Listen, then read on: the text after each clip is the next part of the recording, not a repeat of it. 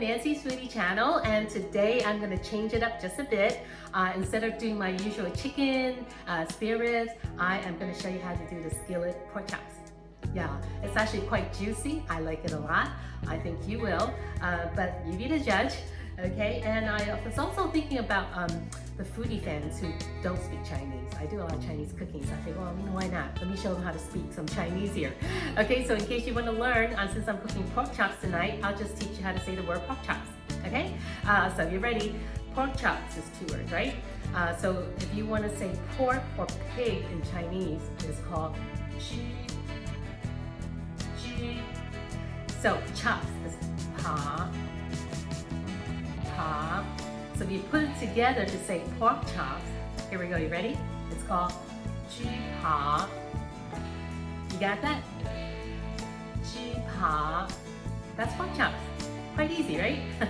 Okay, so however, if you hear 2 Chinese guys talking about a girl and saying that she looks like a chi pa, it's not a good thing. They're not saying that, oh gosh, she looks delicious. No, it's nothing like that.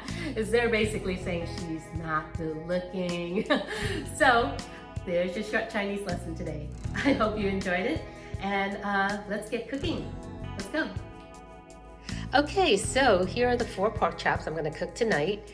And the spices and ingredients I will use is salt, chili pepper, or the organic cayenne pepper, garlic, paprika, all-purpose flour, black pepper, cooking oil, chicken bouillon to make the chicken broth, vinegar, parsley, and brown sugar.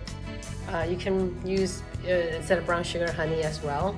That works. And the vinegar, you can use white vinegar or apple cider vinegar.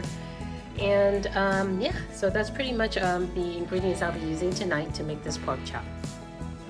Okay, so now you want to put that seasoning on both sides of the pork chops before we start frying them.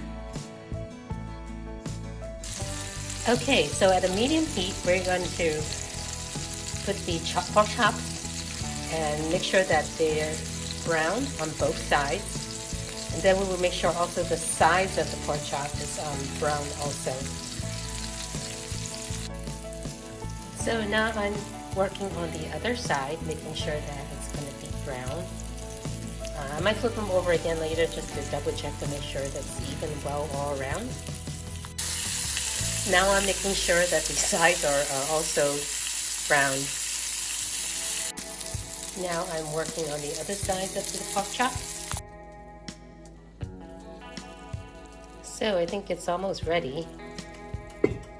Just another minute because they're pretty thick. So it looks about ready. I'm gonna go ahead and move this to another plate. Okay, this looks about ready. So I'm gonna move these pork chops to a plate and put that aside for now.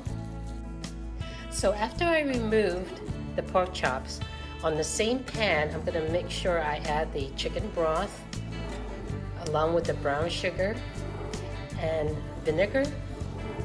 And the last thing that I would put in is the butter. I'm just waiting for this to kind of boil up before I add in the butter. I think it's starting to boil. Okay, so now I add in the butter. It's boiling, so just to have it tastier.